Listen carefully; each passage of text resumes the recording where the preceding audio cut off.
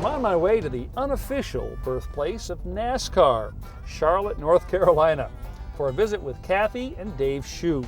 Now, I'm not really sure whether or not stock car racing is a high priority for them, but tiling their bathroom floor certainly is.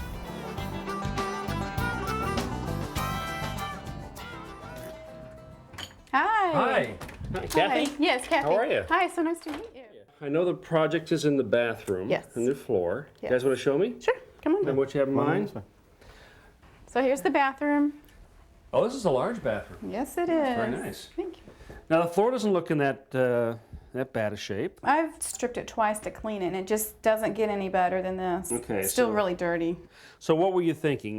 More vinyl on top of this? Actually, I think the tile, ceramic tile. Ceramic tile. Okay. So we got to take this up. Now you got a toilet over here. We'll lift that out and tile up underneath and then put it back again. Okay. We start by prying off the shoe molding, removing the toilet, and then peeling up the old vinyl flooring. And this comes off a lot easier than many I've encountered.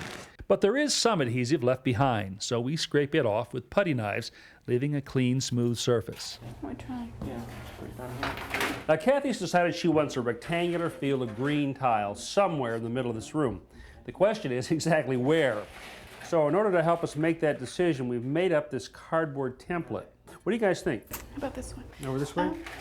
I think I like the idea of using the tub, centering it on the tub rather than the entire room. Okay. The island of green tile we're putting in the center will go down first and dictate the layout of the remaining tiles.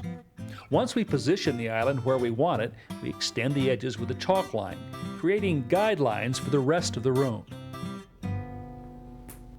Okay, good. Then we use a little hairspray to seal the fragile line, making sure it won't rub off as we continue working. To mark the edges of the center island, we attach strips of wood with hot melt glue, just in case the mortar covers up some of our lines. Okay, Kathy, just stick the mixture down in there now, start to mix it. For today's job, we'll be using a quick-setting thin-set mortar. This will allow us to grout the floor after only a 2-hour wait. Kathy and Dave mix just enough for a section about 6 feet square.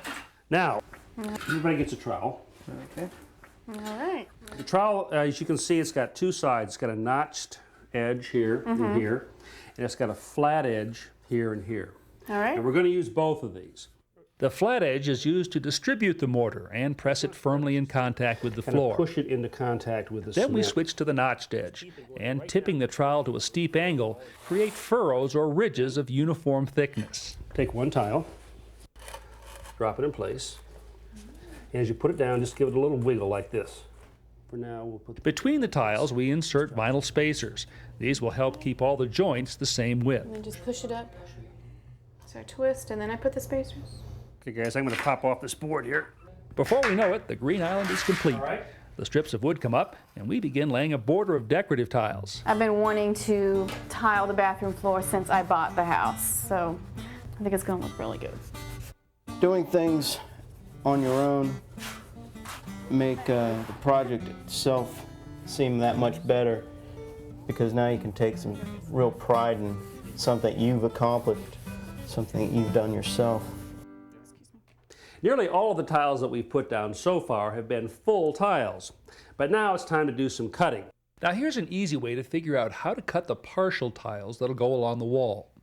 First, I place a full tile directly on top of a tile in the row closest to the wall. Then I use a scrap tile to simulate the grout line. I put a second tile on top, push it against the wall, and then trace the edge onto the tile underneath. Now this piece of tile right here will be exactly the right size to fit in here.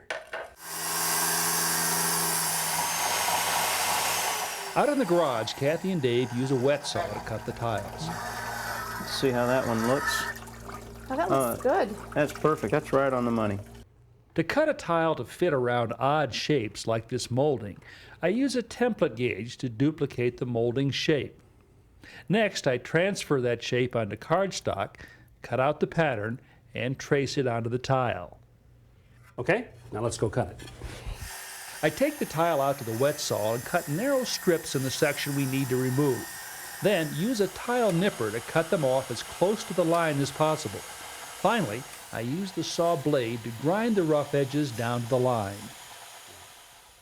That precision work pays off with a perfect fit.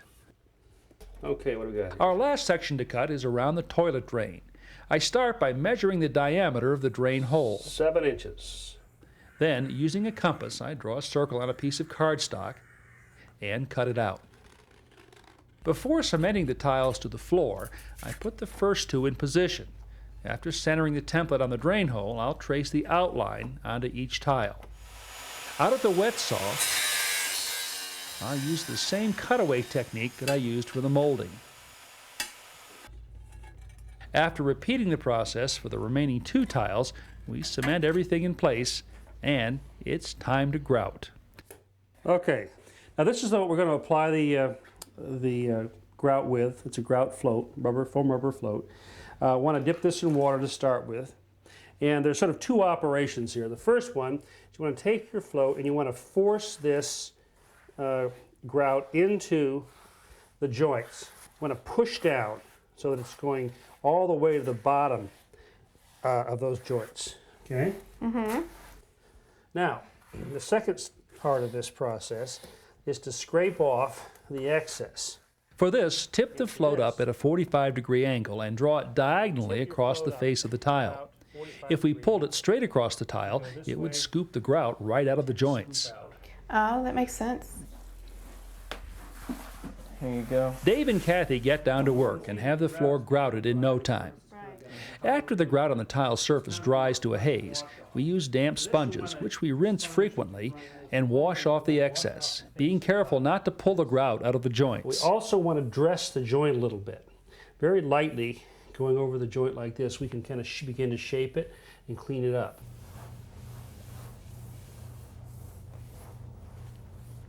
Well, we did it. We sure did. You know, this is the first time that I've put a pattern into a floor like this. Do you like it? Very much. How about you? I think it's great.